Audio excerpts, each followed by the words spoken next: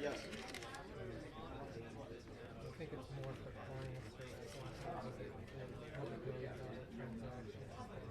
If you want to call that music, yes. For being sent to get emailed by Adam.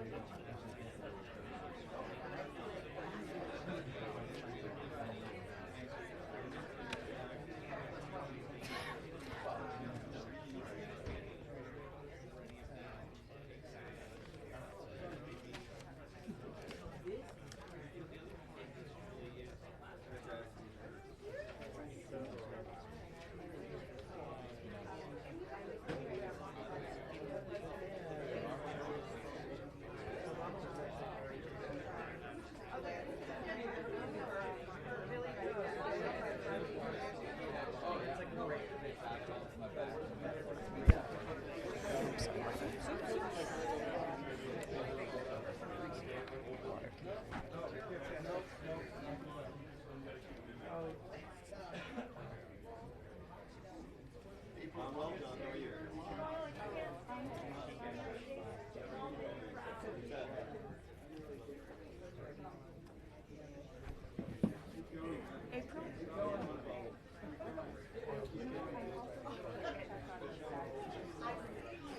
As I hold that in the shot, your phone will explode.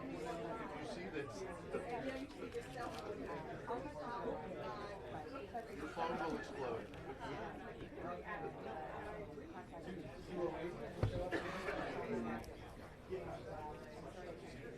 I've never seen this place this jam-packed. Josh Letterman, nice to see you. Nice to see you too. No, I'm sorry. Yeah, that's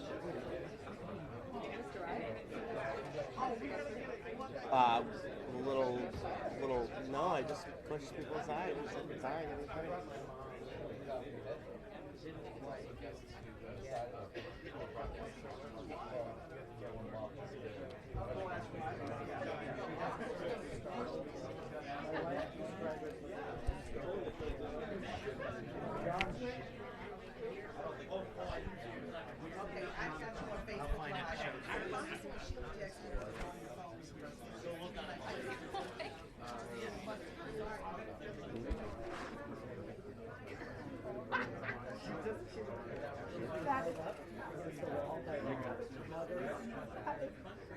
She doesn't know her look at her arms aren't holding it. It's just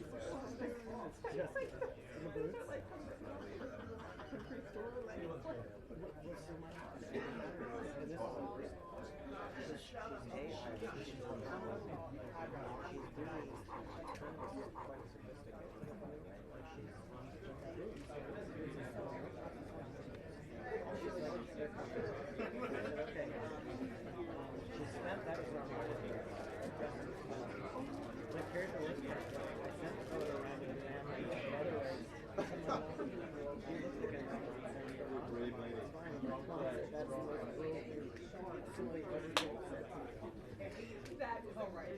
Let me right with you, Chef.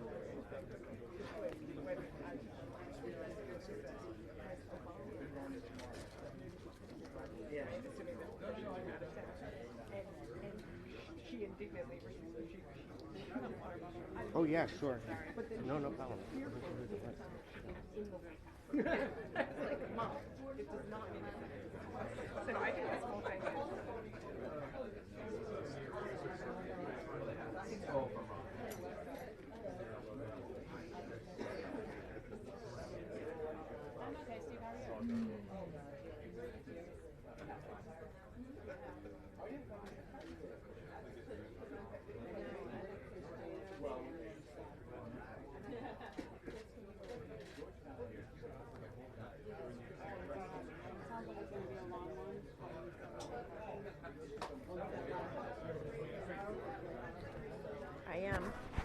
I am.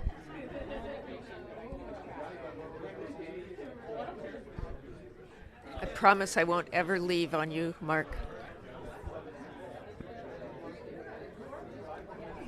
Haha.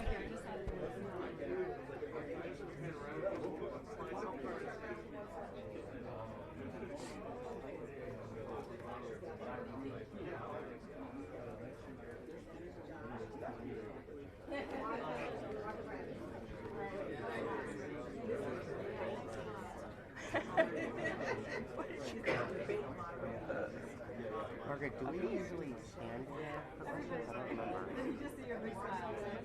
No, when you ask a question. Oh. We always do it so that there's a shot of us on camera. It's fun. So funny. Yeah.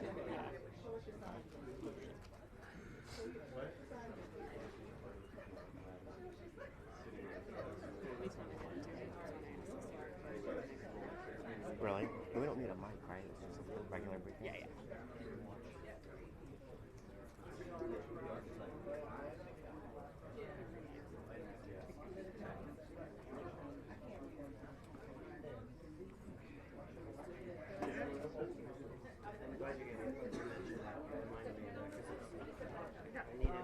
Okay, I know. Hey, Mark. How you doing? Good. I'll let Josh come in. Okay, guys. So, Really? when you hear me, It's not intentional. It's just a lack of grooming. I Yeah. encourage you to think you can do like a bit of a Oh, I like it. Yeah. But anyway, I really am. It's not a high bar. No, I should say by WHCH. Right, yeah. How they're responding. The president's going to want to really clarify why. So, I think that would be a good thing to talk about. Do you think they're going to come back to us?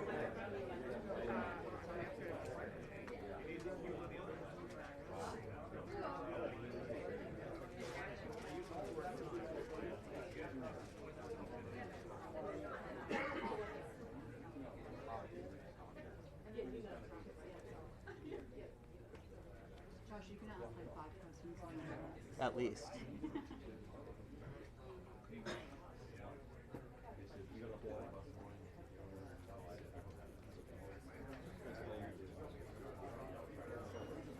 Just as good. Much prefer Allentown area. Emmaus, PA.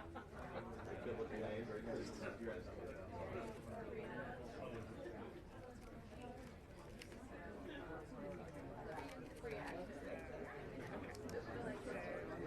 I mean, what I would like. Not Your last name is GBC, how do you spell your last name? DCK. Yeah, yeah, yeah. I blanked on the spelling of your last name.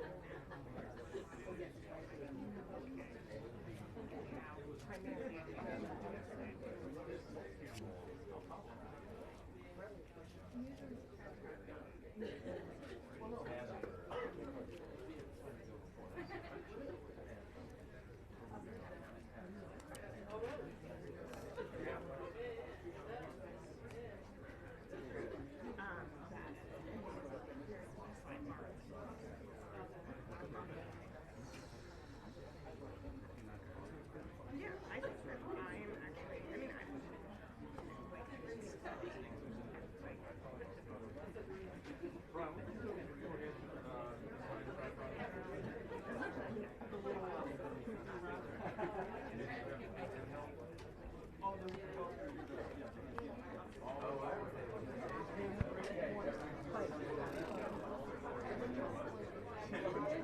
Do you guys think you're going to come back to us?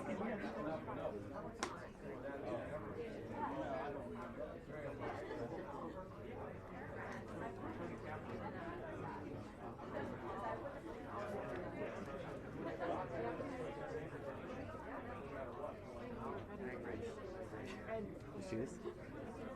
It's my ugly.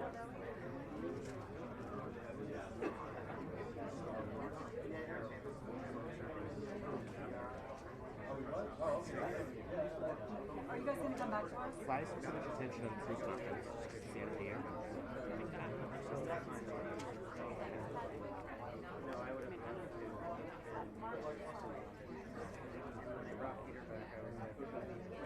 You guys taking a live?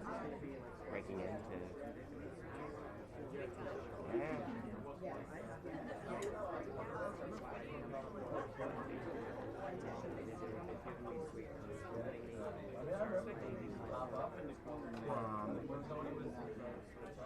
think there may be a question on feature that I'm looking at.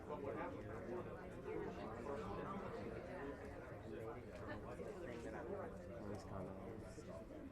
Other stuff. We're not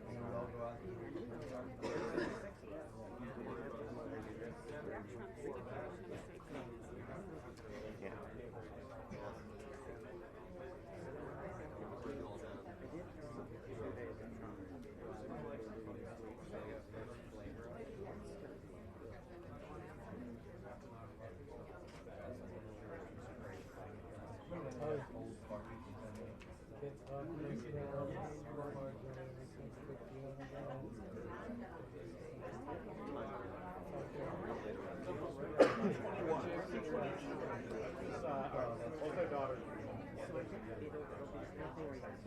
Oh, cool. Anyone ever learn how to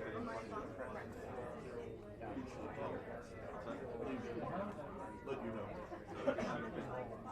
So, alerted. Apparently he has an Obamacare copy. Driving license. Enrollment number. But not which is what it is. And I think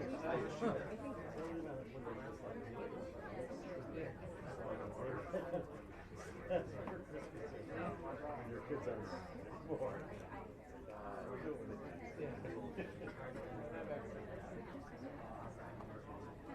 But it, yeah, it'd be nice. It's, you know, it's a way different deal when they grow up. But it's fun. Yeah. Okay, sounds good.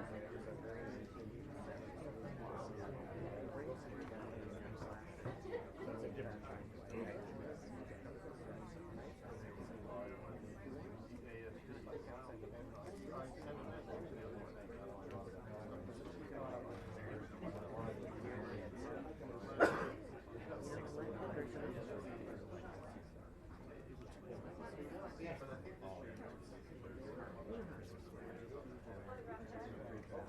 Nine kids in Michigan.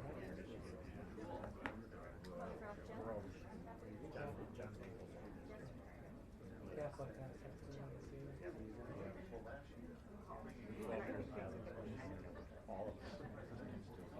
Spirit Catholic school.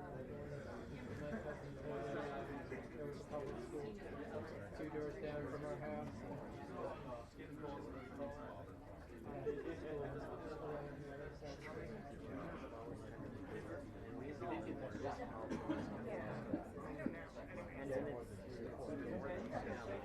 No, they crashed.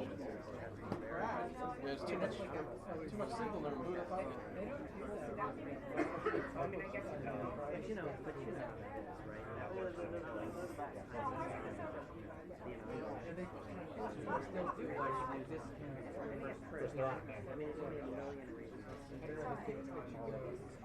Additional kids go free. Do you have 80? Are you first? And you have 83 questions right I'm after sorry? that? Are you first? Yes. There aren't many families of these. Russia. Russia. Yes. Are you getting a question also? Do you have a sense of what direction you're heading in? That too. Okay.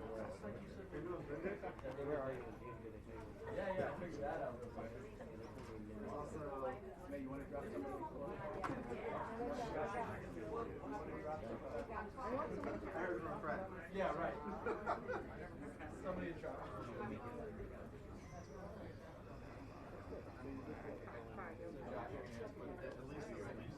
Oh, what? Yeah. Merrick Garland, I think. Yeah. It's like blinking your eyes.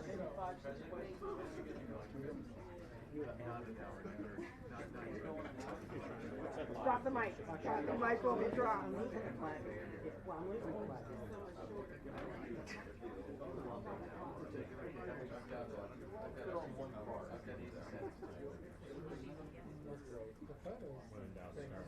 He's taking it.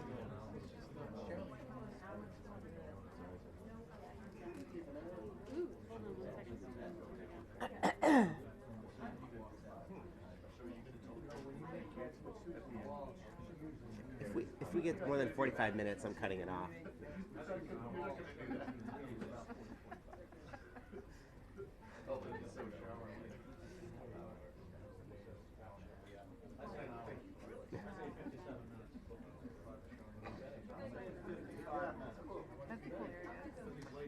Thank you. Thank you. And We have to do it by the first name. Thank you, Barack.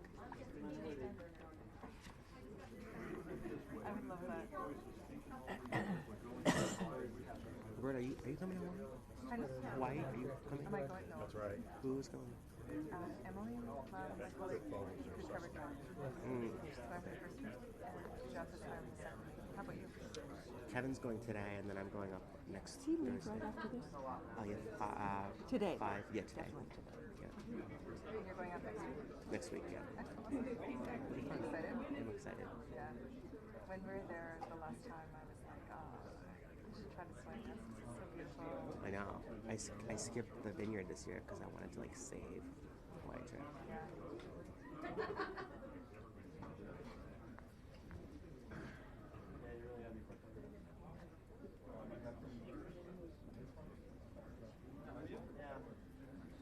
Have a good time. Hmm? Have a good time. Thanks. Are you taking time off? Next week off, yeah.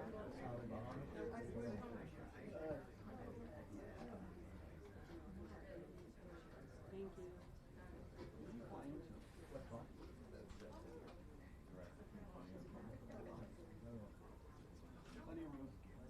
Mark, why are you here? Shouldn't you be counting royalty checks?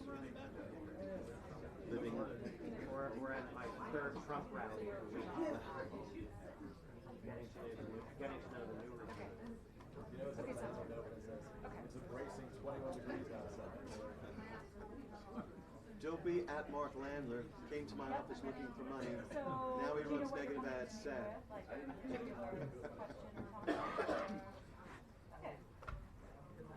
Okay, sure. That sounds good. Is this the shape of things to come? More or less like this. Or like this. That's nice. I did a Hillary impersonation as well. It's very bipartisan. Have you cartoon? You throw a cartoon. It's been done. Yeah.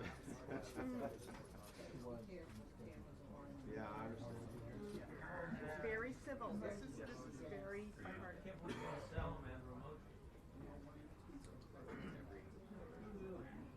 Might boost my Twitter followership a little. Might boost my Twitter followership. You make groups with your matches.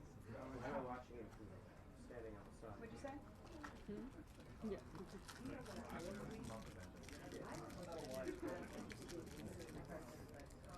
At Margaret Brennan forages for food during marathon wait for protest. Totally.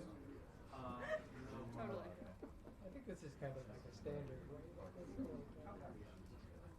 Oh, that just shows you're in the pocket of this White House. Not exactly breaking news when I'm talking right. It's less than a half an hour. We should be grateful. Yeah.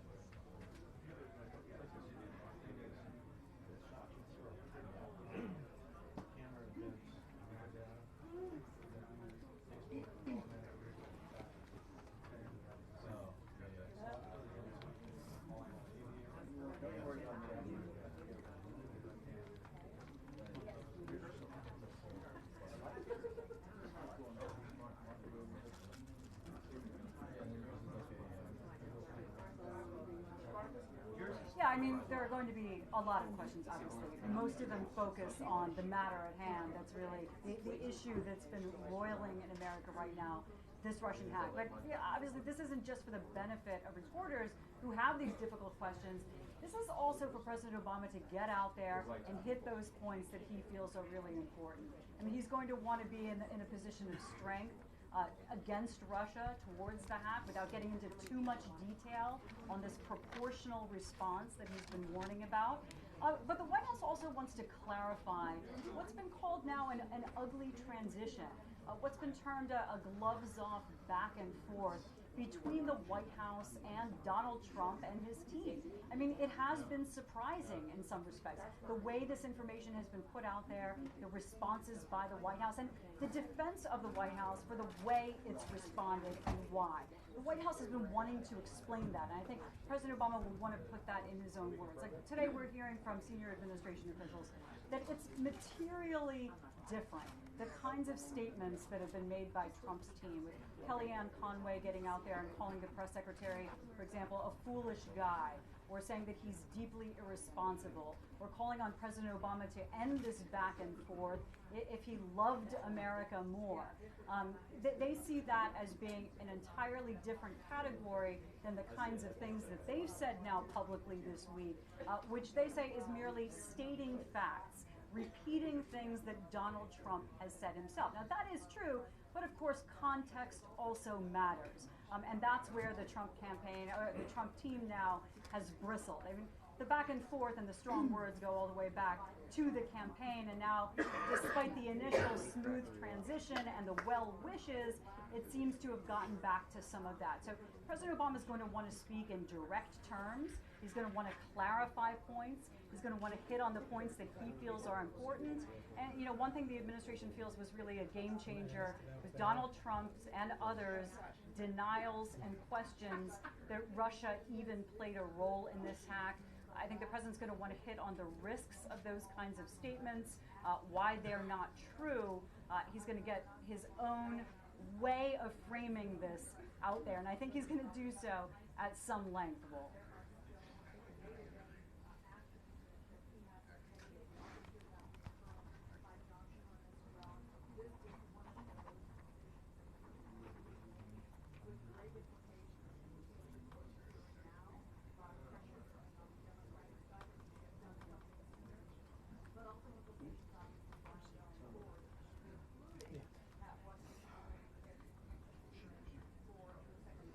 Okay, thanks, guys. So we're clear for a little while, right?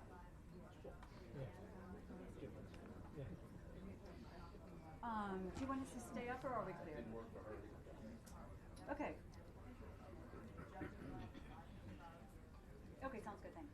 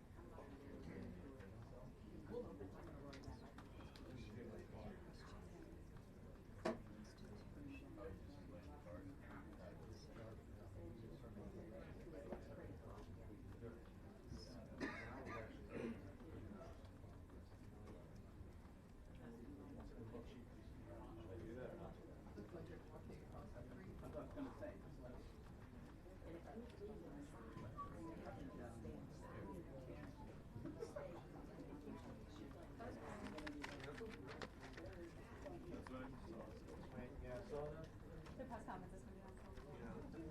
Trump just tweeted it. Nothing to see here, but. Nothing to see. Nothing to see here. There was a sign posted outside, like a handwritten sign. Yeah, sticky note. The red shirt. SantaCon and press briefing, both canceled. Wall roll closed.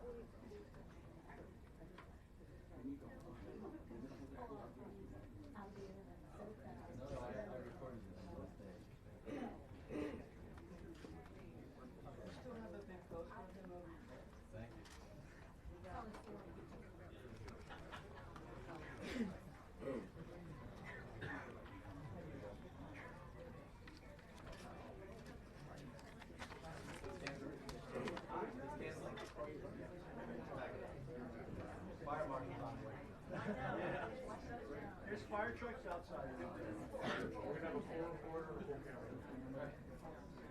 2 organs and 2 ways. Yeah, 2 ways.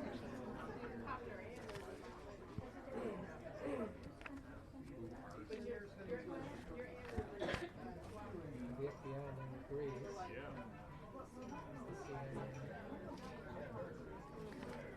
We could all sing Christmas carols. Anybody up for? Yeah. You start.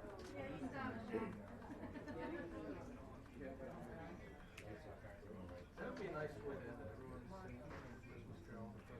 This is the 2-minute warning for the press conference. This is the 2-minute warning for the press conference.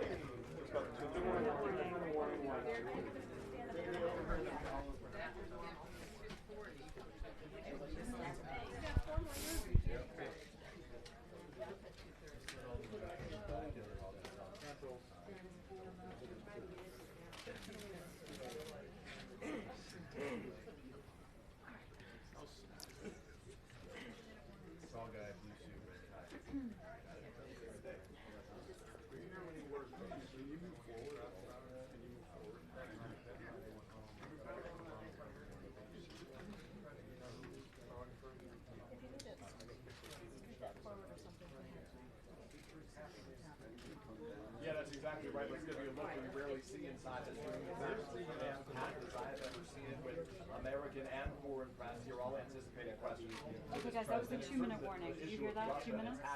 Will dominate the conversation. Okay, great. I'm going to sit down. Cool. Saying that the U.S. will respond to the Russian hacking at the time and place And of its are we choosing. coming out Also on the after docket today, or no? the topic of Syria. Lester? Are we going to pop up after the briefing? After the question? Yes, so many investigations going on, George, and a big question will be, if this retaliatory action comes, when will it be? Will it be after those reviews on the Hill and internally, or before? The president has vowed some sort of retaliatory attack, or whether that is sanctions, we just don't know. That's going to be the focus of this press conference today. Certainly over the course of the past week or so, we've seen lots of back and forth between the White House and the Trump transition team over this issue of the alleged government hack by the Russian government as it affects the president. All right, everybody. Good afternoon. This is the most wonderful press conference of the year. I've got a list of who's been naughty and nice to call on, but let me first make a couple of quick points, and then I'll take your questions. Typically, I use this year-end press conference to review how far we've come over the course of the year. Today, understandably, I'm going to talk a little bit about how far we've come over the past 8 years. As I was preparing to take office, the unemployment rate was on its way to 10%. Today it's at 4.6%, the lowest in nearly a decade. We've seen the longest streak of job growth on record. and wages have grown faster over the past few years than at any time in the past 40. When I came into office, 44 million people were uninsured. Today, we've covered more than 20 million of them. For the first time in our history, more than 90% of Americans are insured. In fact, yesterday was the biggest day ever for healthcare.gov. More than 670,000 Americans signed up to get covered, and more are signing up by the day. We've cut our dependence on foreign oil by more than half, doubled production of renewable energy, enacted the most sweeping reform since FDR to protect consumers and prevent a crisis on Wall Street from punishing Main Street ever again. None of these actions stifled growth as critics predicted. Instead, the stock market has nearly tripled. Since I signed Obamacare into law, our businesses have added more than 15 million new jobs. And the economy is undoubtedly more durable than it was in the days when we relied on oil from unstable nations and banks took risky bets with your money. Add it all up, and last year the poverty rate fell at the fastest rate in almost 50 years, while the median household income grew at the fastest rate on record. In fact, income gains were actually larger for households at the bottom and the middle than for those at the top. And we've done all this while cutting our deficits by nearly 2/3 and protecting vital investments that grow the middle class.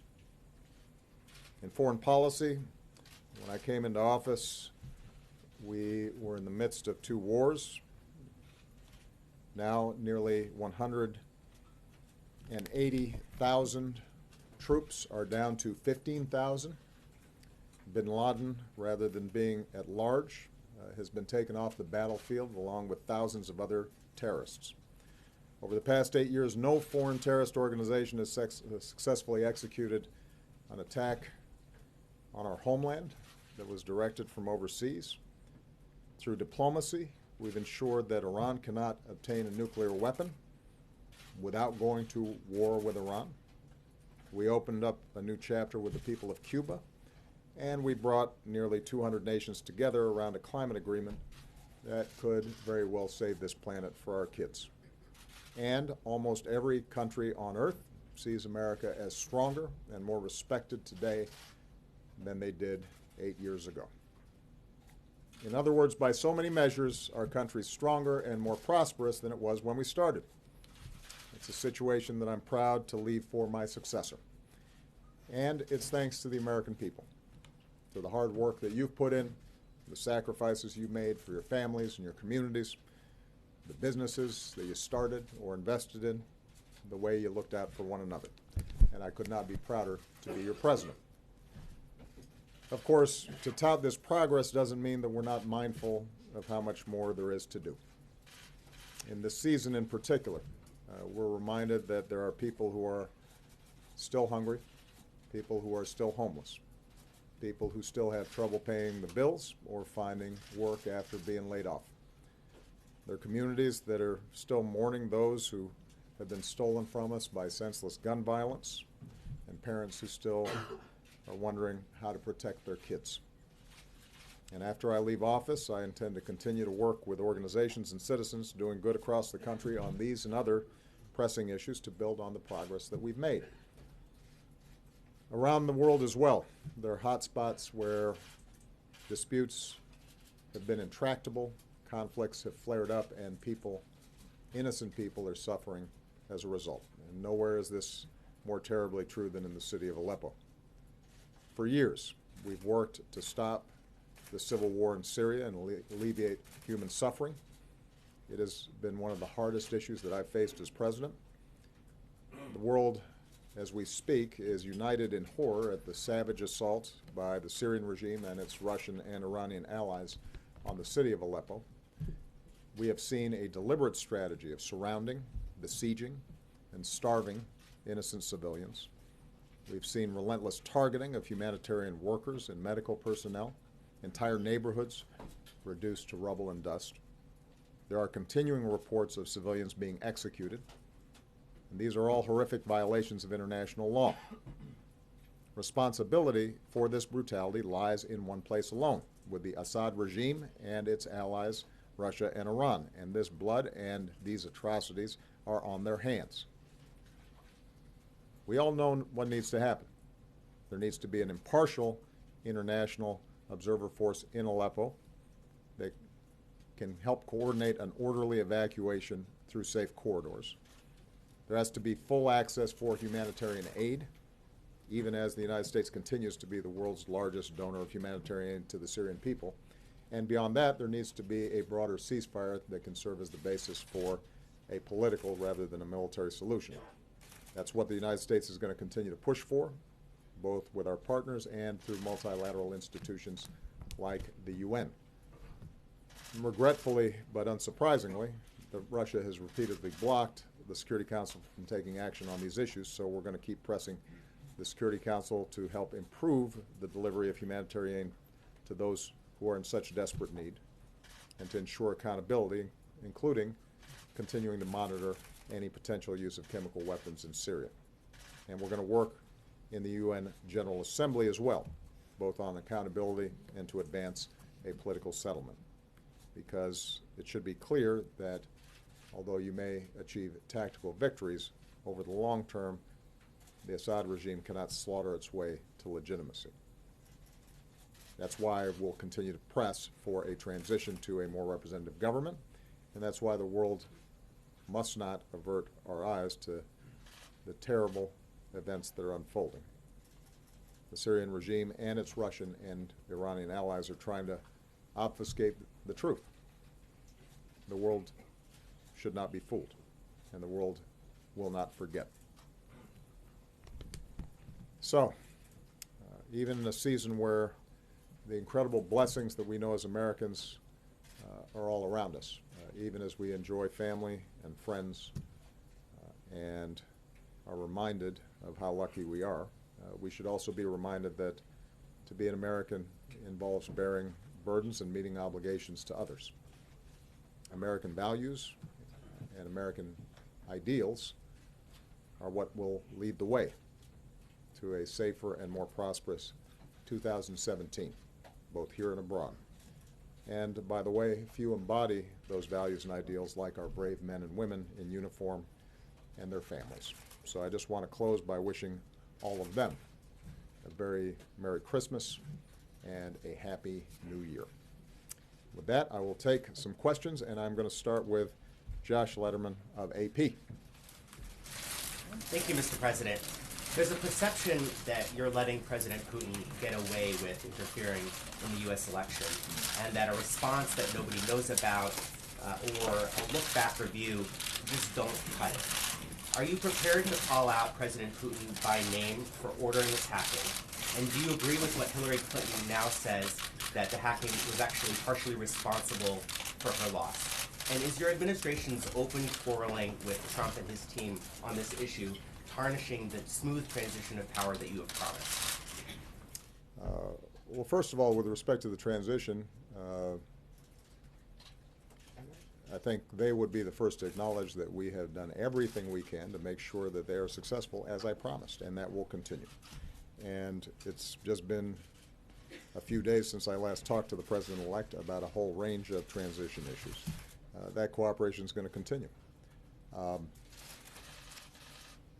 There hasn't been a lot of squabbling. What we've simply said is the facts, which are that based on uniform intelligence assessments, the Russians were responsible for hacking the DNC, and that as a consequence, it is important for us to review all elements of that and make sure that we are preventing that kind of interference through cyber attacks in the future.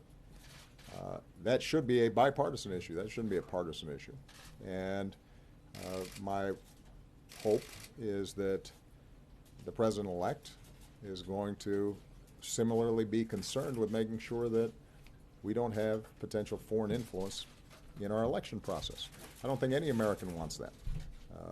And that shouldn't be a source of an argument. I think that part of the challenge is that it gets caught up in the carryover from election season. And I think it is very important for us to distinguish between the politics of the election and the need for us as a country, both from a national security perspective, but also in terms of the integrity of our election system and our democracy, to make sure that we don't create a political football here. Now, with respect to how this thing unfolded last year, let's just go through the facts pretty quickly. At the beginning of the summer, we're alerted to the possibility that the DNC has been hacked. And I immediately order law enforcement as well as our intelligence teams to find out everything about it, investigate it thoroughly, to brief the potential victims of this hacking, to brief on a bipartisan basis the leaders of both the House and the Senate and the relevant intelligence committees. And once we had clarity and certainty around what in fact had happened, we publicly announced that, in fact, Russia had hacked into the DNC. And at that time, we did not attribute motives or any interpretations of why they had done so. We didn't discuss what the effects of it might be. We simply let people know, the public know, just as we had let members of Congress know, that this had happened. And as a consequence, all of you wrote a lot of stories about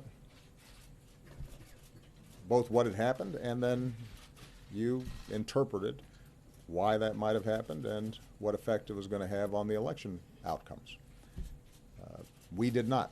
And the reason we did not was because in this hyper-partisan atmosphere, at a time when my primary concern was making sure that the integrity of the election process was not in any way damaged, at a time when anything that was said by me or anybody in the White House would immediately be seen through a partisan lens, I wanted to make sure that everybody understood we were playing this thing straight, that we weren't trying to advantage one side or another, but what we were trying to do is let people know that this had taken place. And so if you started seeing effects on the election, if you were trying to measure why this was happening and how you should consume the information that was being leaked, that you might want to take this into account. And that's exactly how we should have handled it. Imagine if we had done the opposite. It would have become immediately just one more political scrum. And part of the goal here was to make sure that we did not do the work of the leakers for them by raising more and more questions about the integrity of the election right before the election was taking place. At a time, by the way, when the president-elect himself was raising questions about the integrity of the election. And finally, I think it's worth pointing out that the information was already out. It was in the hands of WikiLeaks, so that was going to come out no matter what. What I was concerned about in particular was making sure that that wasn't compounded by potential hacking that could hamper vote counting, affect the actual election process itself. And so in early September, when I saw President Putin in China, I felt that the most effective way to ensure that that didn't happen was to talk to him directly and tell him to cut it out, and there were going to be some serious consequences if he didn't. And in fact, we did not see further tampering of the election process, but the leaks through WikiLeaks had already occurred. So when I look back in terms of how we handled it, I think we handled it the way it should have been handled. We allowed law enforcement and the intelligence community to do its job without political influence. We briefed all relevant parties involved in terms of what was taking place. When we had a consensus around what had happened, We announced it, not through the White House, not through me, but rather through the intelligence communities that had actually carried out these investigations. And then we allowed you and the American public to make an assessment as to how to weigh that going into the election. And the truth is that there was nobody here who didn't have some sense of what kind of effect it might have. I'm finding it a little curious that everybody's suddenly acting surprised that this looked like it was disadvantaging Hillary Clinton, because you guys wrote about it every day. Every single leak. About every little juicy tidbit of political gossip, including John Podesta's risotto recipe. This was an obsession that dominated the news coverage. So I do think it's worth us reflecting how it is that a presidential election of such importance, of such moment, with so many big issues at stake and such a contrast between the candidates, came to be dominated by a bunch of these leaks. What is it about our political system that made us vulnerable to these kinds of potential manipulations, which, as I've said publicly before, were not particularly sophisticated. This was not some elaborate, complicated espionage scheme. They hacked into some Democratic Party emails that contained pretty routine stuff, some of it embarrassing or uncomfortable, because I suspect that if any of us got our emails hacked into, there might be some things that we wouldn't want suddenly appearing on the front page of a newspaper or a telecast, even if there wasn't anything particularly illegal or controversial about it. And then it just took off. And that concerns me, and it should concern all of us. But the truth of the matter is that everybody had the information. It was out there, and we handled it the way we should have. Now, moving forward, I think there are a couple of issues that this raises. Number one is just the constant challenge that we are going to have with cybersecurity throughout our economy and throughout our society. We are a digitalized culture, and there is hacking going on every single day. There's not a company, there's not a major organization, there's not a financial institution, there's not a branch of our government where somebody's not going to be fishing for something or trying to penetrate or put in a virus or malware. And this is why for the last 8 years I've been obsessed with how do we continually upgrade our cybersecurity systems. And this particular concern around Russian hacking is part of a broader set of concerns about how do we deal with cyber issues being used in ways that can affect our infrastructure, affect the stability of our financial systems, and affect the integrity of our institutions like our election process. I just received a couple weeks back, it wasn't widely reported on, a report from our Cybersecurity Commission that outlines a whole range of strategies to do a better job on this. But it's difficult because it's not all housed, you know, the target of cyber attacks is not one entity, but it's widely dispersed, and a lot of it is private, like the DNC. You know, it's not a branch of government. We can't tell people what to do. What we can do is inform them, get best practices. What we can also do is to, on a bilateral basis, warn other countries against these kinds of attacks. And we've done that in the past.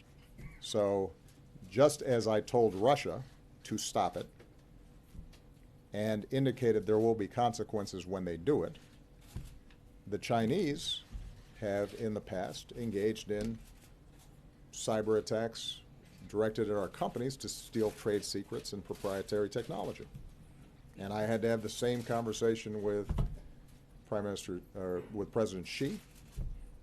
And what we've seen is some evidence that they have reduced, but not completely eliminated, these activities, partly because they can use cutouts. One of the problems with the internet and cyber issues is that there's not always a return address, and by the time you catch up to it,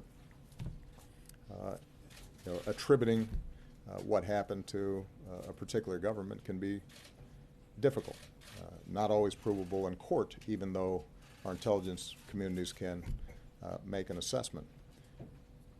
What we've also tried to do is to start creating some international norms about this to prevent some sort of cyber arms race, because we obviously have offensive capabilities as well as defensive capabilities. And my approach is not a situation in which everybody's worse off because folks are constantly attacking each other back and forth, but putting some guardrails around the behavior of nation states, including our adversaries, just so that they understand that whatever they do to us, we can potentially do to them. We do have some special challenges because oftentimes our economy is more digitalized, it is more vulnerable, partly because we're a wealthier nation and we're more wired than some of these other countries. And we have a more open society and engage in less control and censorship over what happens over the internet, which is also part of what makes us special. Last point, and the reason I'm going on here is because I know that you guys have a lot of questions about this, and I haven't addressed all of you directly about it. With respect to response, my principal goal leading up to the election was making sure that the election itself went off without a hitch, that it was not tarnished, and that it did not feed any sense in the public that somehow tampering had taken place with the actual process of voting. And we accomplished that. That does not mean that we are not going to respond. It simply meant that we had a set of priorities leading up to the election that were of the utmost importance. Our goal continues to be to send a clear message to Russia or others not to do this to us, because we can do stuff to you. But it is also important for us to do that in a thoughtful, methodical way. Some of it we do publicly. Some of it we will do in a way that they know, but not everybody will. And I know that there have been folks out there who suggest somehow that if we went out there and made big announcements and thumped our chests about a bunch of stuff, that somehow that would potentially spook the Russians. But keep in mind that we already have enormous numbers of sanctions against the Russians. The relationship between us and Russia has deteriorated, sadly, significantly over the last several years. And so how we approach an appropriate response that increases costs for them for behavior like this in the future, but does not create problems for us, is something that's worth taking the time to think through and figure out. And that's exactly what we've done. So at a point in time where we've taken certain actions that we can divulge publicly, we will do so. There are times where the message will be directly received by the Russians and not publicized. And I should point out, by the way, part of why the Russians have been effective on this is because they don't go around announcing what they're doing. It's not like Putin's going around the world publicly saying, look what we did, wasn't that clever? He denies it. So the idea that somehow public shaming is going to be effective, I think doesn't read the thought process in Russia very well. Okay? Did Clinton lose because of the hacking? I'm going to let all the political pundits in this town have a long discussion about what happened in the election. It was a fascinating election, so I'm sure there are going to be a lot of books written about it. I've said what I think is important for the Democratic Party going forward, rather than try to parse every aspect of the election. And I've said before, I couldn't be prouder of Secretary Clinton, her outstanding service. I think she's worked tirelessly on behalf of the American people, and I don't think she was treated fairly during the election. I think the coverage of her and the issues was troubling. But having said that, what I've been most focused on, appropriate for the fact that I'm not going to be a politician in about, was it 32 days? 31? 34? What I've said is that I can maybe give some counsel and advice to the Democratic Party, and I think that the thing we have to spend the most time on, because it's the thing we have the most control over, is how do we make sure that we are showing up in places where I think Democratic policies are needed, where they are helping, where they are making a difference, but where people feel as if they're not being heard, and where Democrats are characterized as coastal, liberal, latte-sipping, politically correct, out-of-touch folks. We have to be in those communities. And I've seen that when we are in those communities, it makes a difference. That's how I became president. I became a U.S. Senator not just because I had a strong base in Chicago, but because I was driving around downstate Illinois and going to fish fries and sitting in VFW halls and talking to farmers. And I didn't win every one of their votes, but they got a sense of what I was talking about, what I cared about, that I was for working people, that I was for the middle class, that the reason I was interested in strengthening unions and raising the minimum wage and rebuilding our infrastructure and making sure that parents had decent child care and family leave was because my own family's history wasn't that different from theirs, even if I looked a little bit different. Same thing in Iowa.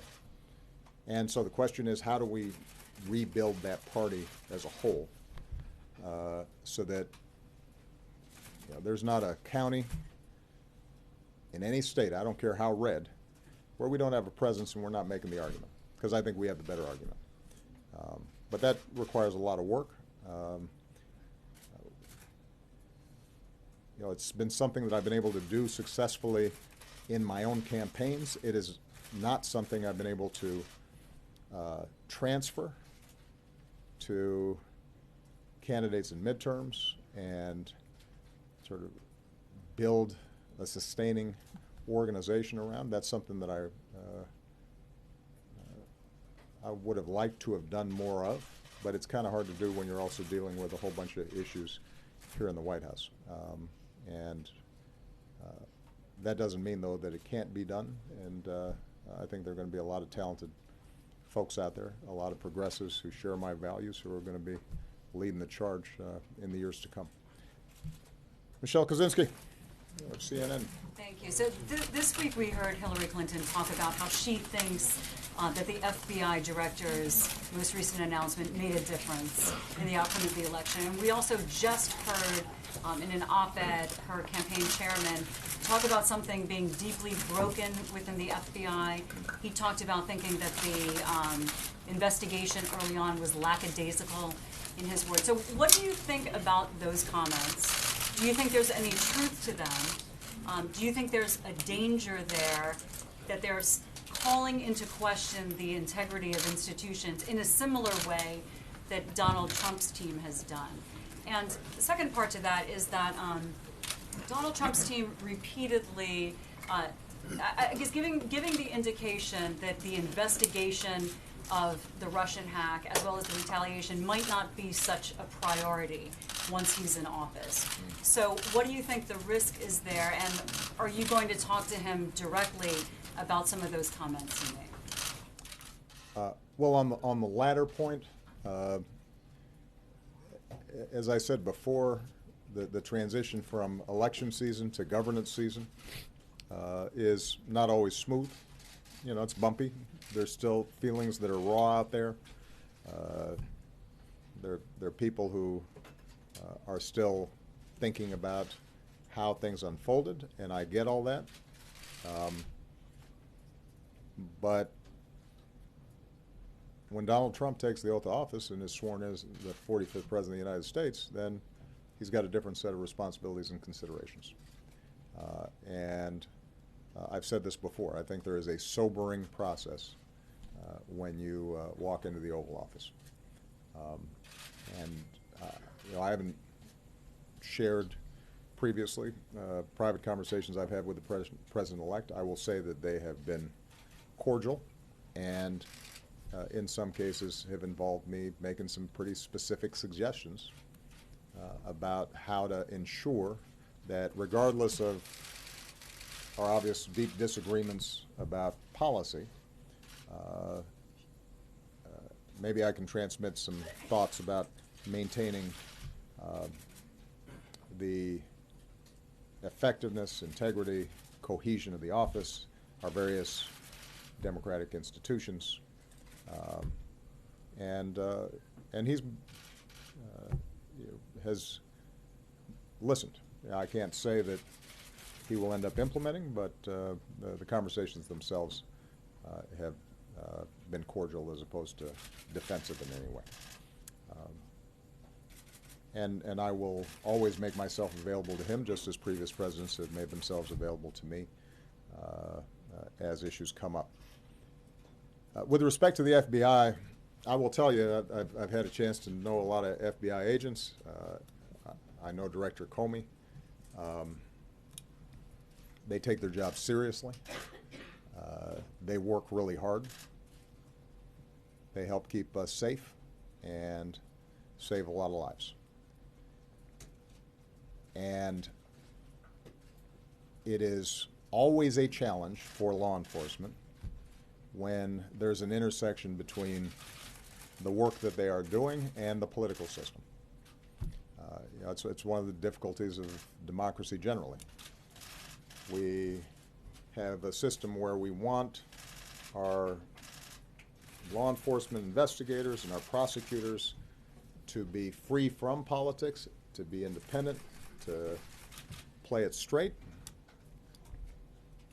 But sometimes that involves investigations that touch on politics, and particularly in this hyper-partisan environment that we've been in, everything is suspect. Everything you do one way or the other. One thing that I have done is to be pretty scrupulous about not wading into investigation decisions or prosecution decisions or decisions not to prosecute. I have tried to be really strict in my own behavior about preserving the independence of law enforcement, free from my own judgments and political assessments in some cases. And I don't know why I would stop now. Mike Dorning of Bloomberg. There you go. Thank you, Mr. President. On Aleppo, your views that what happens there is the responsibility of the Russian government, the Iranian government, the Assad regime, and pretty well aired. But do you, as President of the United States, leader of the free world, feel any personal moral responsibility now at the end of your presidency for the carnage that we're all watching in Aleppo, which I'm sure disturbs you, which you said disturbs you? Secondly, also on Aleppo, you've again made clear your practical disagreements with the idea of safe zones. And President-elect Trump has throughout his campaign, and he said again last night, that he wants to create safe zones in Syria. Mm-hmm. Do you feel like in this transition you need to help him toward implementing that, or is that not something that you should be doing?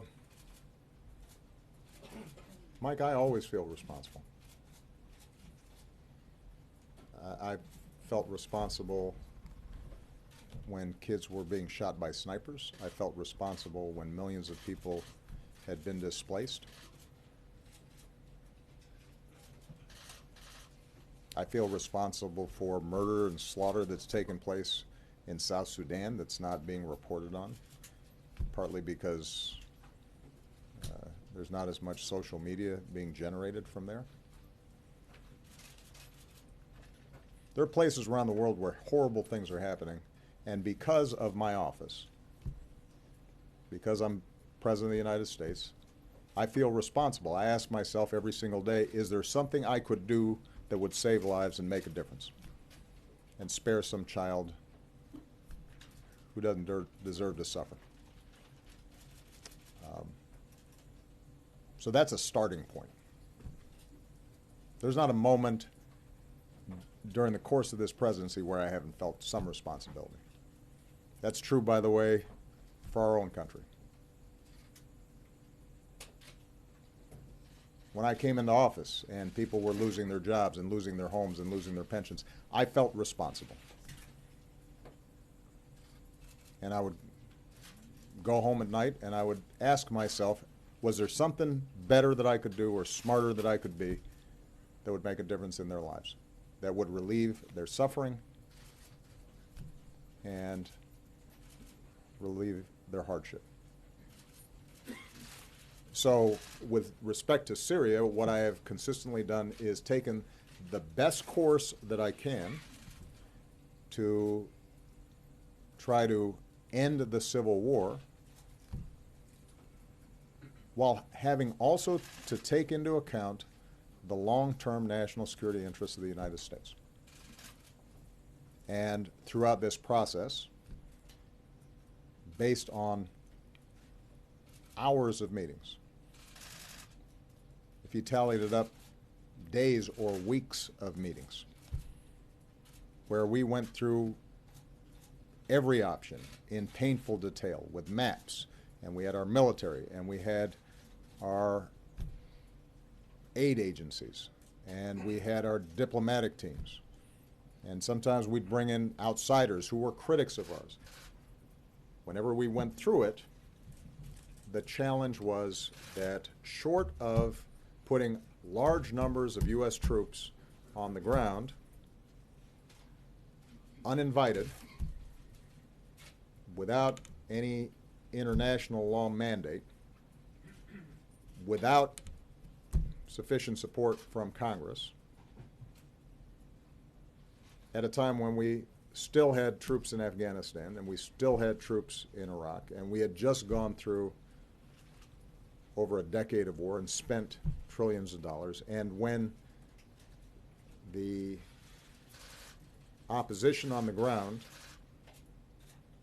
was not cohesive enough to necessarily govern a country, and you had a military superpower in Russia prepared to do whatever it took to keep its client state involved, and you had a regional military power in Iran that saw their own vital strategic interests at stake and were willing to send in as many of their people or proxies to support the regime. That in that circumstance, unless we were all in and willing to take over Syria, we were going to have problems. And that everything else was tempting because we wanted to do something and it sounded like the right thing to do, but it was going to be impossible to do this on the cheap. And in that circumstance, I have to make a decision as President of the United States as to what is best. I'm sorry, what's going on? Somebody's not feeling good? All right. Why don't we have, we can get our doctors back there to help out. Somebody want to go to my doctor's office and just have them? All right. Where was I? So, we couldn't do it on the cheap. Now, it may be.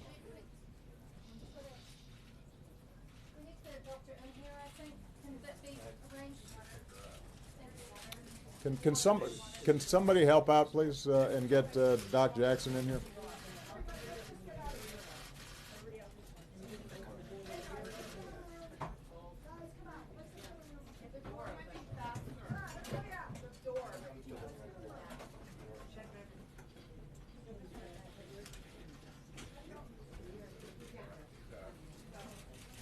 Somebody grabbing our doctor?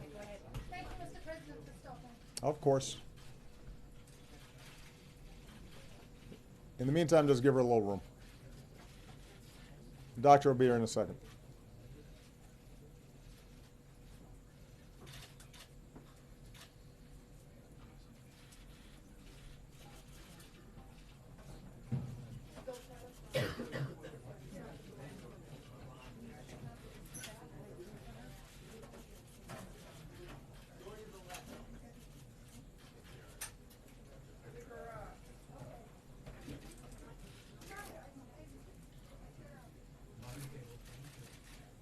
You guys know where the doctor's office is? Just go through the palm doors. It's right next to the map room. There he is. All right, there's Doc Jackson. He's all right. Okay. Doctor's in the house. So,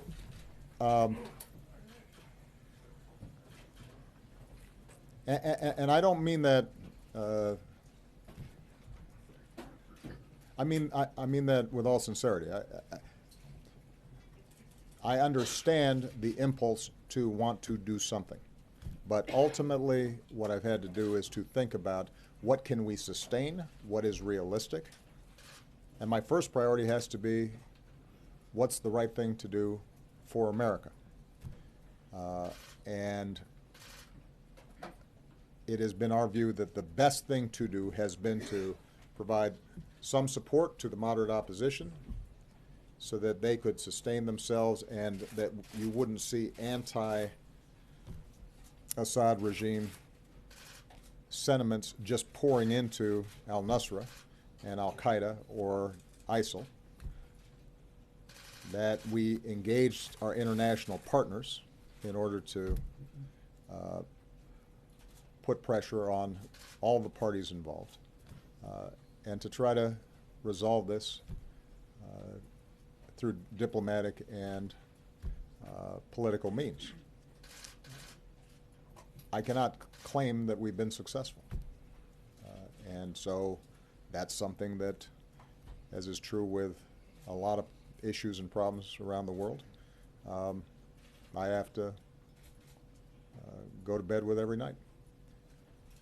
But I continue to believe that it was the right approach given what realistically we could get done. Absent a decision, as I said, to go in a much more significant way. And that, I think, would not have been sustainable or good for the American people because we had a whole host of other obligations that we also had to meet, wars we had already started and that were not yet finished. With respect to the issue of safe zones, it is a continued problem, a continued challenge with safe zones is if you're setting up those zones on Syrian territory, then that requires some force that is willing to maintain that territory in the absence of consent from the Syrian government and now the Russians or the Iranians. So it may be that with Aleppo's tragic situation unfolding, that in the short term if we can get more of the tens of thousands who are still trapped there out, that so long as the world's eyes are on them and they are feeling pressure, the regime and Russia concludes that they are willing to find some arrangement, perhaps in coordination with Turkey, whereby those people can be safe. Even that will probably be temporary, but at least it solves a short-term issue that's going to arise. Unfortunately, we're not even there yet, because right now we have Russians and Assad claiming that basically all the innocent civilians who were trapped in Aleppo are out, when international organizations, humanitarian organizations who know better and who are on the ground have said unequivocally that there's still tens of thousands who are trapped and prepared to leave under pretty much any conditions. And so right now our biggest priority is to continue to put pressure wherever we can to try to get them out. Okay? Notwithstanding, Mike, I can't have too much. Your objections are well aired, but do you feel responsibility notwithstanding to move in that direction or help President-elect Trump move in that direction? I will help President-elect Trump with any advice, counsel, information that we can provide so that he, once he's sworn in, can make a decision. Between now and then, these are decisions that I have to make based on the consultations I have with our military and the people who've been working this every single day. Peter Alexander. Mr. President, thank you very much. Can you, given all the intelligence that we have now heard, assure the public that this was, once and for all, a free and fair election? And specifically on Russia, do you feel any obligation now, as they've been insisting that this isn't the case, to show the proof, as it were? They say put your money where your mouth is and declassify some of the intelligence, some of the evidence that exists. And more broadly, as it relates to Donald Trump on this very topic, are you concerned about his relationship with Vladimir Putin, especially given some of the recent cabinet picks, including his selection for Secretary of State Rex Tillerson, who toasted Putin with champagne over oil deals together? Yeah. Thank you. I may be getting older because these multi-part questions, I start losing track. I can assure the public that there was not the kind of tampering with the voting process that was of concern and will continue to be of concern going forward, that the votes that were cast were counted. They were counted appropriately. We have not seen evidence of machines being tampered with. So that assurance I can provide. That doesn't mean that we find every single potential probe of every single voting machine all across the country. But we paid a lot of attention to it. We worked with state officials, et cetera. And we feel confident that that didn't occur and that the votes were cast and they were counted. So that's on that point. What was the second one? The second one was about declassification. Declassification. Look, we will provide evidence that we can safely provide that does not compromise sources and methods. But I'll be honest with you, when you're talking about cybersecurity, a lot of it is classified and we're not going to provide it because the way we catch folks is by knowing certain things about them that they may not want us to know, and if we're going to monitor this stuff effectively going forward, we don't want them to know that we know. So this is one of those situations where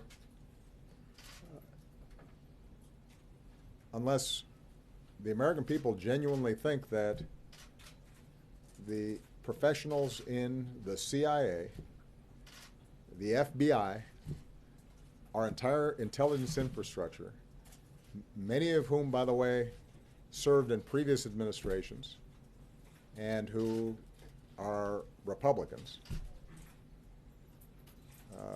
are less trustworthy than the Russians, then people should pay attention to what our intelligence agencies say.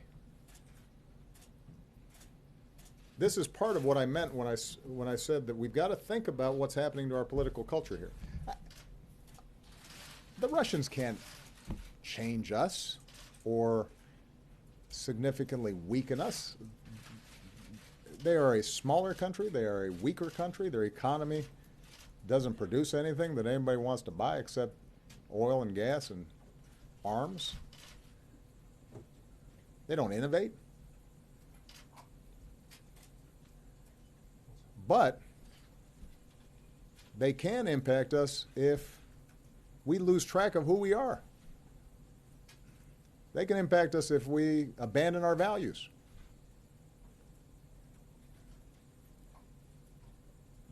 Mr. Putin can weaken us just like he's trying to weaken Europe if we start buying into notions that it's okay to intimidate the press or lock up dissidents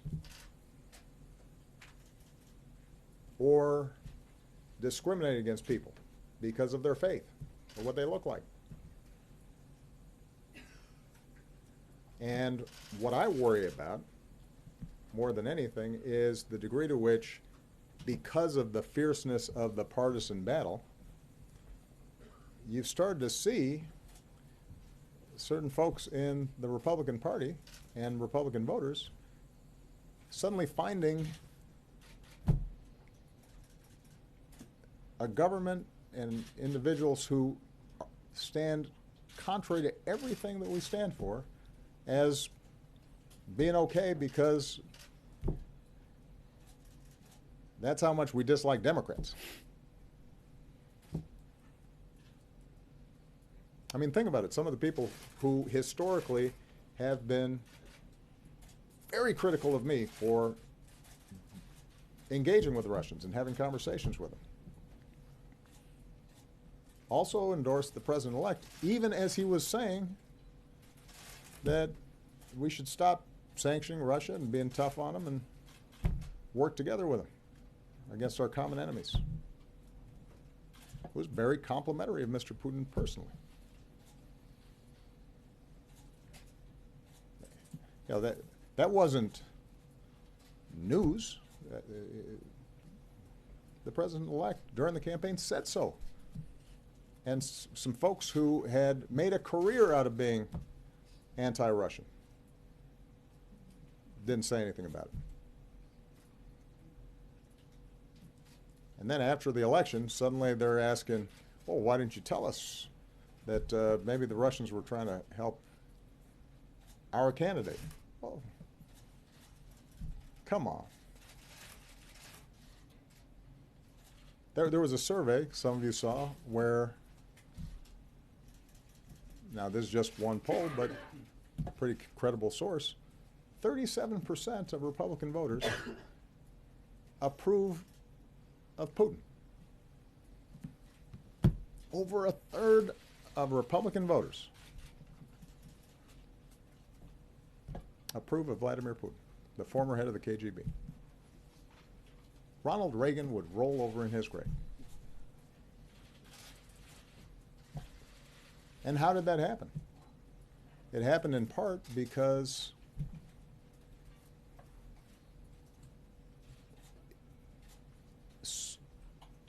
for too long, everything that happens in this town, everything that's said, is seen through the lens of, does this help or hurt us relative to Democrats or relative to President Obama?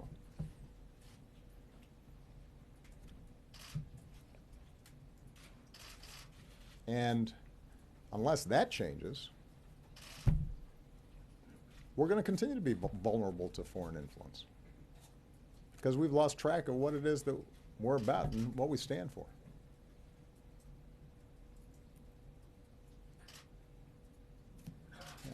with respect to the President-elect's appointments, it is his prerogative, as I've always said, for him to appoint who he thinks can best carry out his foreign policy or his domestic policy.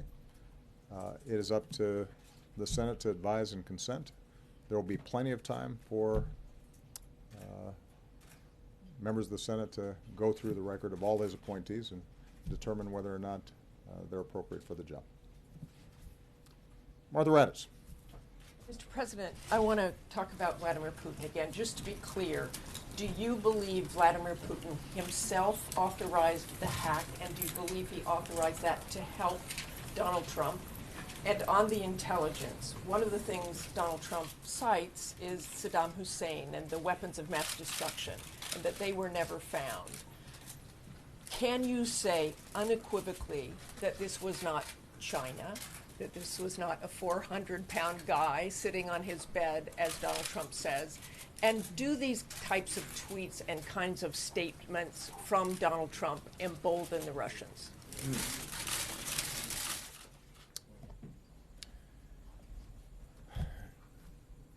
You know, when the report comes out before I leave office, that will have drawn together all the threads, and so I don't want to step on their work ahead of time. What I can tell you is that the intelligence that I've seen gives me great confidence in their assessment that the Russians carried out this hack. Which hack? The hack of the DNC and the hack of John Podesta. Now,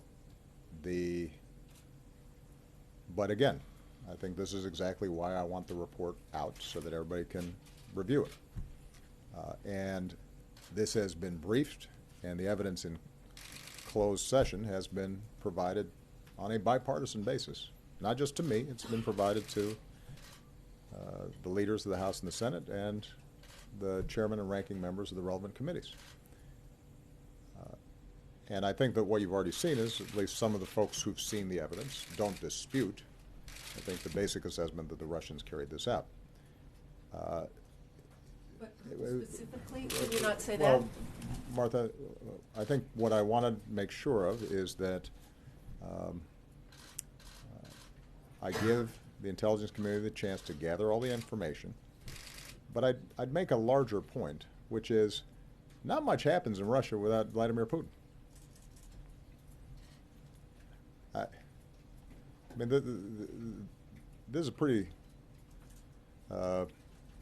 hierarchical operation. Last I checked, there's not a lot of debate and democratic deliberation, particularly when it comes to policies directed at the United States.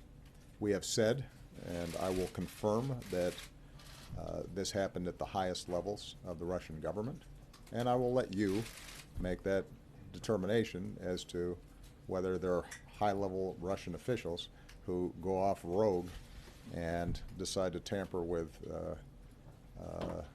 the U.S. election process without Vladimir Putin knowing about it. So I wouldn't be wrong in saying the president thinks Vladimir Putin authorized the hack. Martha, I've given you what I'm going to give you. What was your second question? Do the tweets and do the statements by Donald Trump embolden Russia? As I said before, I think that the president-elect, is still in transition mode from campaign to governance. I think he hasn't gotten his whole team together yet. He still has campaign spokespersons sort of filling in and appearing on cable shows, and there's just a whole different attitude and vibe when you're not in power as when you're in power. So rather than me sort of characterize the appropriateness or inappropriateness of what he's doing at the moment, I think what we have to see is how will the president-elect operate and how will his team operate when they've been fully briefed on all these issues, they have their hands on all the levers of government, and they've got to start making decisions. one way I do believe that the president-elect can approach this that would be unifying is to say that we welcome a bipartisan, independent process that gives the American people an assurance not only that votes are counted properly, that the elections are fair and free, but that we have learned lessons about how internet propaganda from foreign countries can be released into the political bloodstream, and that we've got strategies to deal with it for the future. The more this can be nonpartisan, the better served the American people are going to be, which is why I made the point earlier. And I'm going to keep on repeating this point. Our vulnerability to Russia or any other foreign power is directly related to how divided, partisan, dysfunctional our political process is. That's the thing that makes us vulnerable. If fake news that's being released by some foreign government is almost identical to reports that are being issued through partisan news venues, then it's not surprising that that foreign propaganda will have a greater effect, because it doesn't seem that far-fetched compared to some of the other stuff that folks are hearing from domestic propagandists. To the extent that our political dialogue is such where everything's under suspicion, everybody's corrupt, and everybody is doing things for partisan reasons, and all of our institutions are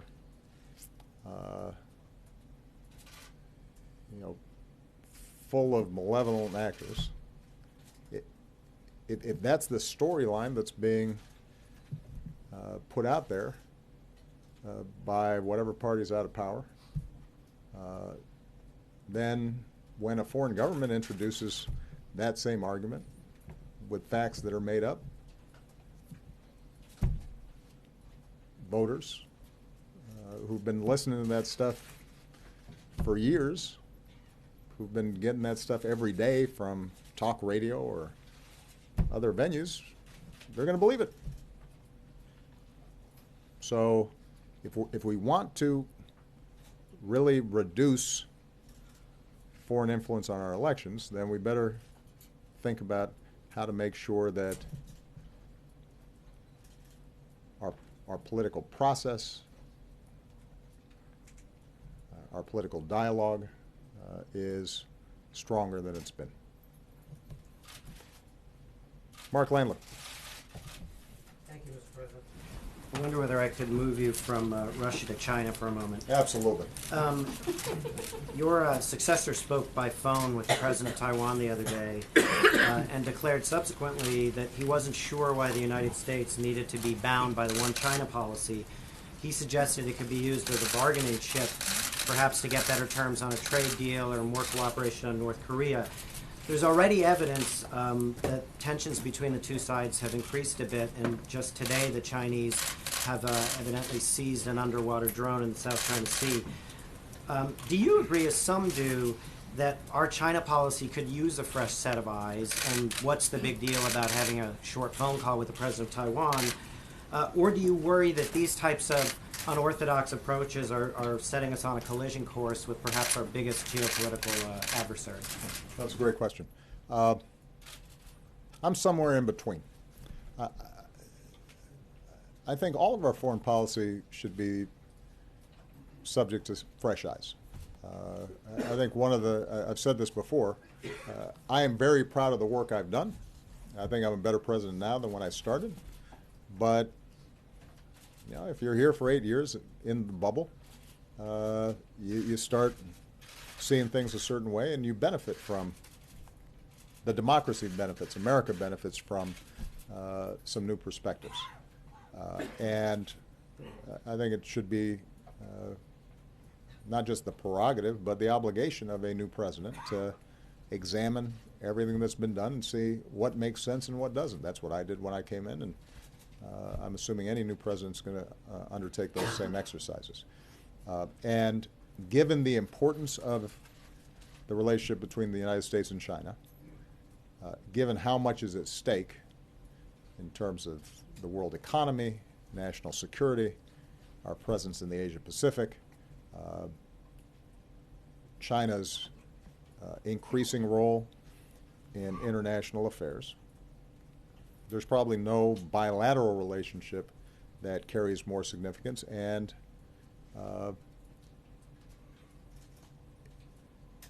where there's also the potential, if that relationship breaks down or goes into a full conflict mode, that everybody is worse off. So I think it's fine for him to take a look at it.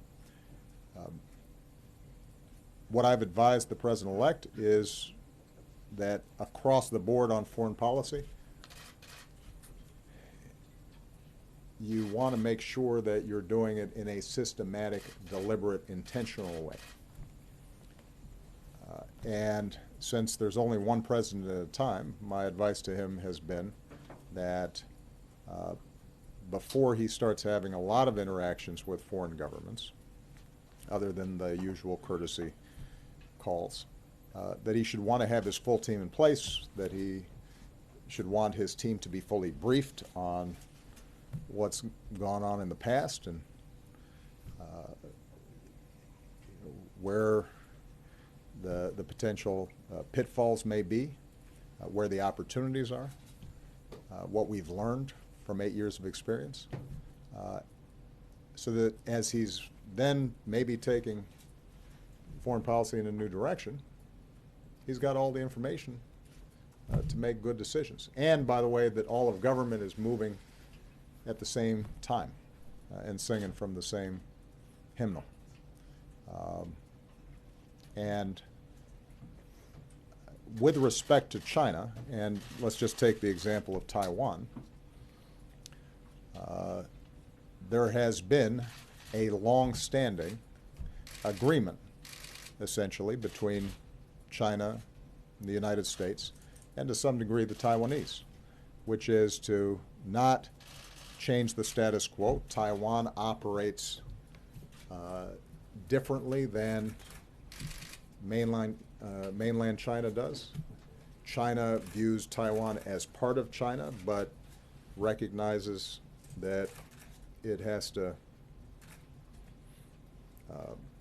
approach Taiwan as an entity that has its own ways of doing things.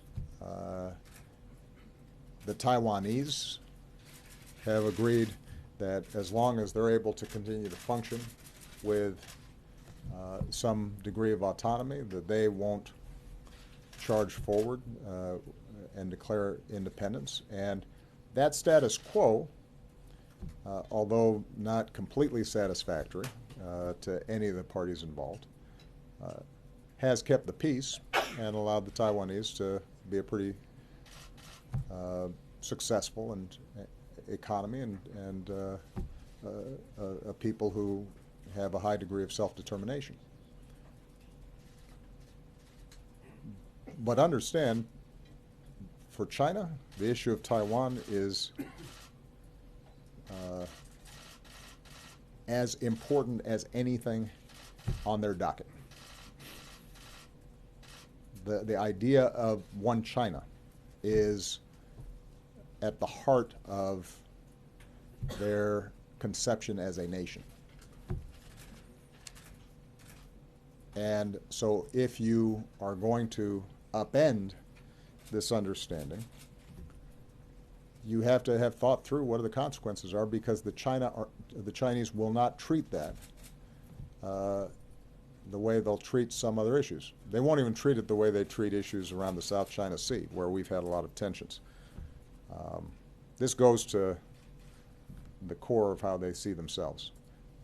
And their reaction on this issue could end up being very significant. That doesn't mean that you have to adhere to everything that's been done in the past. It does mean that you got to think it through and have planned for potential reactions that they may engage in. All right, Isaac DeVere of Politico. Thank you, Mr. President. Two questions on where this all leaves us. First, what leaves us? Where my presidency leaves us? The election. It leaves us in a really good spot. Wow. If we make some good decisions going forward. Well, what do you say to the electors who are going to meet on Monday and are thinking of changing their votes?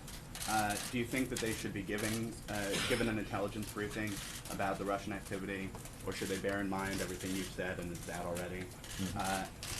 Should votes be bound by the state votes as they've gone?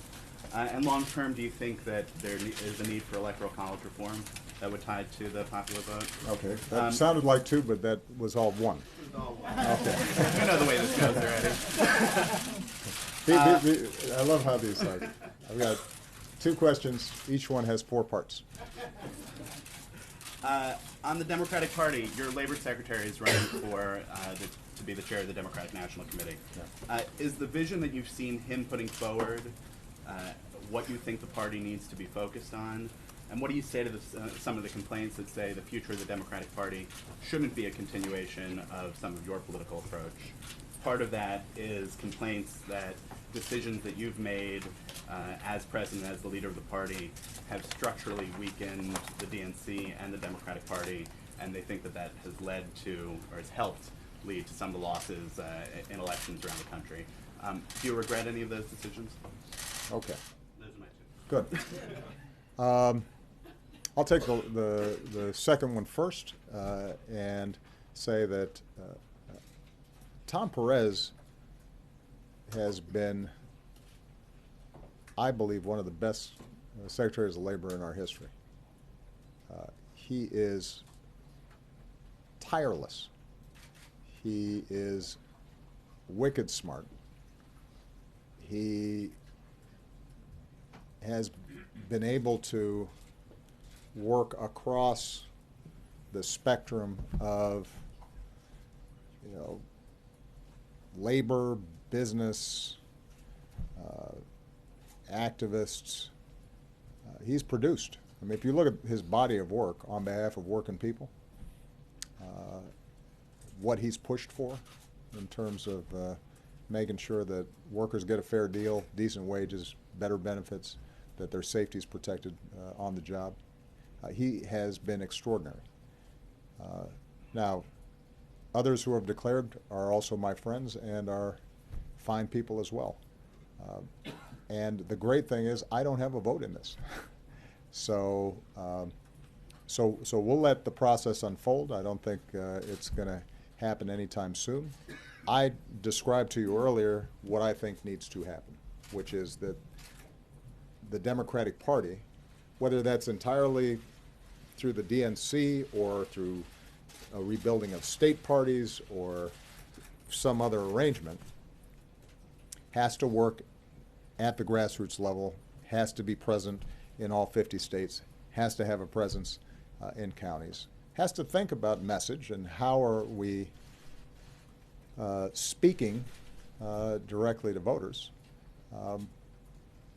I will say this, I'm not going to engage in too much punditry, but that I could not be prouder of the coalition that I put together in my each of my campaigns, because it was inclusive and it drew in people who normally weren't interested in politics and didn't participate. But I'd like to think, I think I can show that in those elections, I always cast a broad net. I always said, first and foremost, we're Americans, that we have a common creed, that there's more that we share than divides us. And I want to talk to everybody and get a chance to get everybody's vote. I still believe what I said in 2004, which is this red state blue thing is a construct.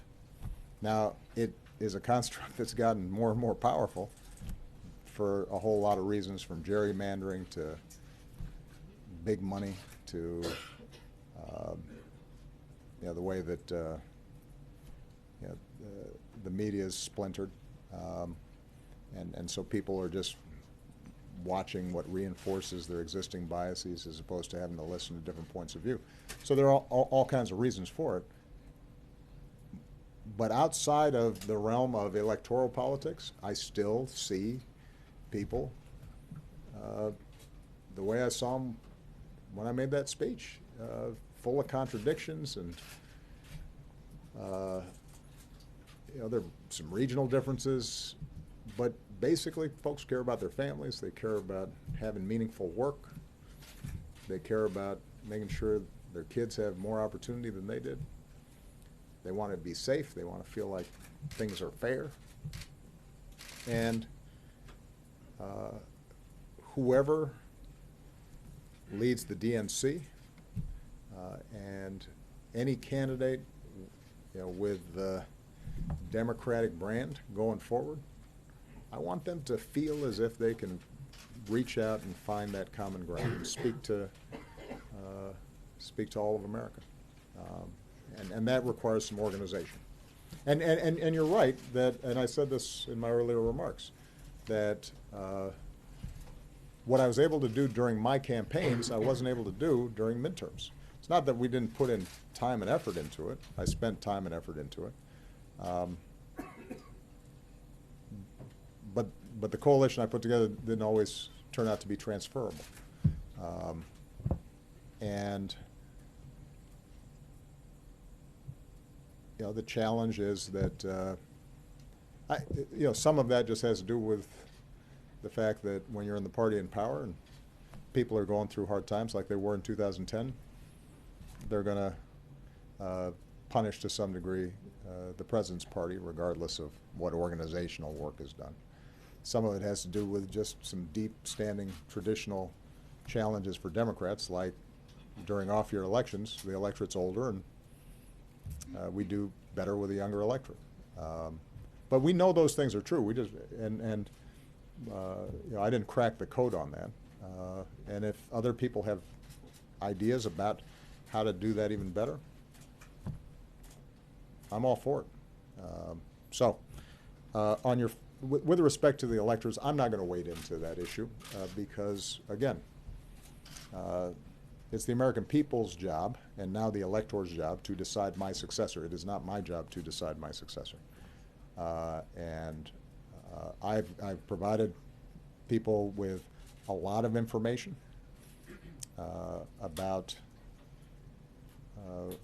what happened during the course of the election, but more importantly, the candidates themselves, I think, talked about their beliefs and their vision for America. The president-elect, I think, has been very explicit about what he cares about and what he believes in. So it's not in my hands now. It's up to them. What about long-term, about the Electoral College? Long-term, with respect to the Electoral College, the Electoral College is a vestige. It's a carryover from an earlier vision of how our federal government was going to work that put a lot of premium on states. And it used to be that the Senate was not elected directly. It was through state legislatures. And it's the same type of thinking that gives Wyoming 2 senators and with about 500,000 people, and California with 33 million get the same 2. So there are some structures in our political system, as envisioned by the founders, that sometimes are going to disadvantage Democrats. But the truth of the matter is that If we have a strong message, if we're speaking to what the American people care about, typically, the popular vote and the electoral college vote will align. And I guess part of my overall message here as I leave for the holidays is that if we look for one explanation or one silver bullet or one easy fix for our politics, then we're probably going to be disappointed. There are just a lot of factors in what's happened, not just over the last few months, but over the last decade, that has made both politics and governance more challenging. And I think everybody has raised legitimate questions and legitimate concerns. I do hope that we all just take some time, take a breath. This is certainly what I'm going to advise Democrats, to just reflect a little bit more about how can we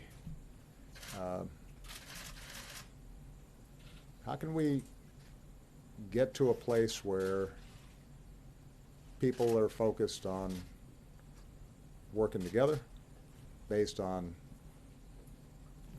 at least some common set of facts. How can we have a conversation about policy that doesn't demonize each other? How can we channel what I think is the basic decency and goodness of the American people so it reflects itself in our politics, as opposed to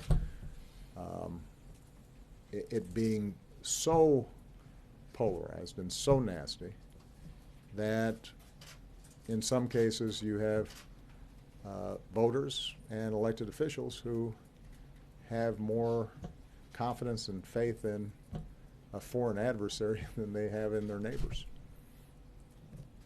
You know, and those go to some bigger issues.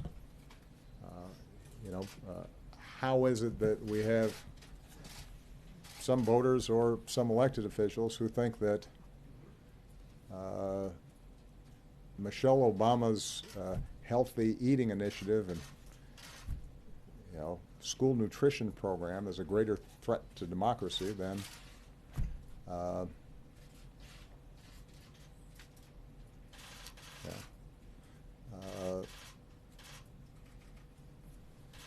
our government going after the press if they're issuing a story they don't like.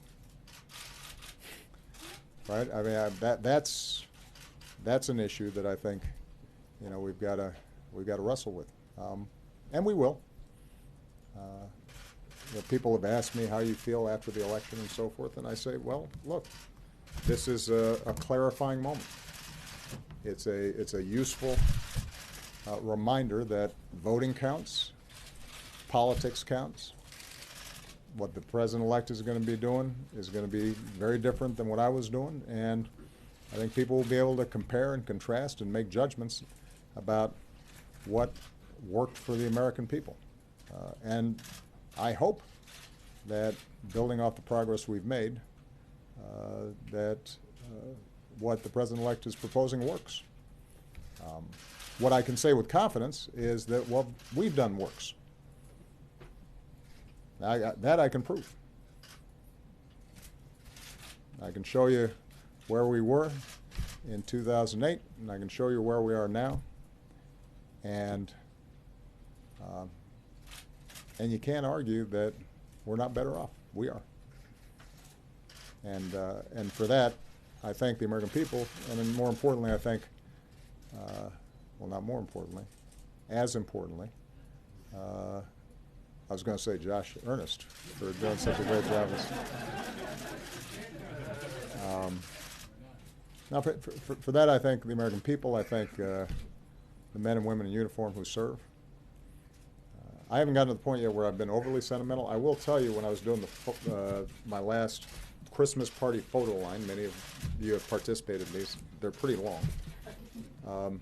Right at the end of the line, the President's Marine Corps band comes in, those who've been performing, and I take a picture with them. And it was the last time that I was going to take a picture with my Marine Corps band after an event. And I got a little choked up. Now I was in front of Marines, so I had to like tamp it down.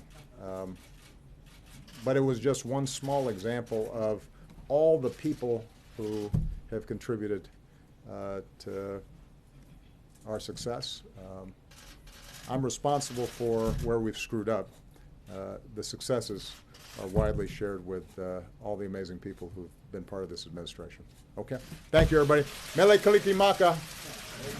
Was this your last news conference, sir? I don't know. I'll have to reflect on that. I enjoyed it. Who knows? Thank you,